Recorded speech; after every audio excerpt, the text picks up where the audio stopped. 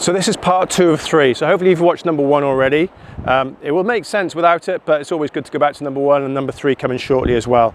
So I'm getting a bit heavy on the stones here, but last time I talked about Bruce Lipton, the biology belief, and the subconscious running the show, running human systems 95% of the time compared to 5% of the conscious mind. We'll lose that rock for now. And then this next piece of work, well, how do we work with that? If that's the imbalance, how do we work with that personal development, change and coaching? And I was listening to a podcast the other day called Over It and On With It by Christine Hassler.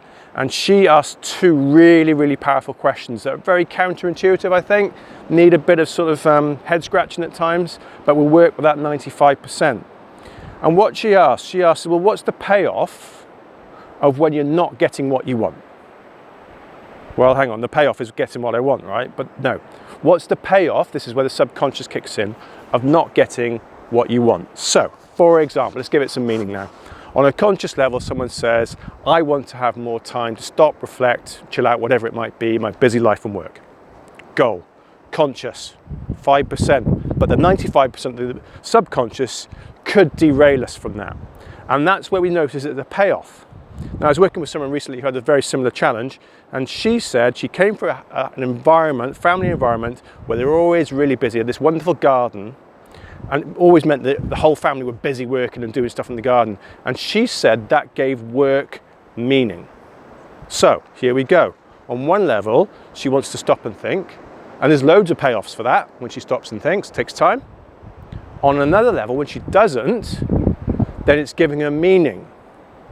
It's a perceived payoff of not getting what you want. And actually, these are great values. The values are showing up at the wrong time. We all want meaning in our work, sure, but we also want to stop and reflect. So if she really needs to stop and reflect, then actually the value that drives other great stuff in her life and work, or all our work, not just this person, is that meaning, which is a perceived payoff. So we have to watch for that. The conscious mind, this is what I want. The subconscious will have a whole list of things actually we'll see it as a good thing, a payoff of not getting it. So that's the first part of the clue. Then the next part of the clue is this idea of remind. And Christine Hassler asked this great question, what or who does that remind you of? Now, I've already given you that, this was served up to me on a plate. That reminds me of a family time when it was really, really busy and no one stopped. Great. So now you've got this middle bit to the sandwich. This is a part 3, remember, is you're working with the subconscious, you're tapping into this, whoa, I hadn't even thought that I'd perceived there'd be payoffs. And then you're thinking of what or who, or both even, does that remind you of? Because that's key. Now you've got the route, if there ever was one, or a route, not the route, to the subconscious. That's the operating system. So when someone is saying now, X amount of years later, I want to stop and take time out, track it back. The subconscious is going, no, because that gives you meaning when you're not taking time out.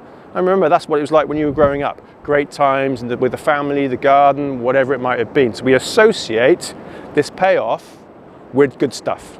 All good values, just showing up at the wrong time. There's one more part to it, part 3, which we'll talk about, is well, how do we work particularly with these things, particularly with this last part about what or who does it remind you of. So stay tuned for that one, and we'll look at how we can work more so with the subconscious, particularly in coaching and of course in personal development and culture change.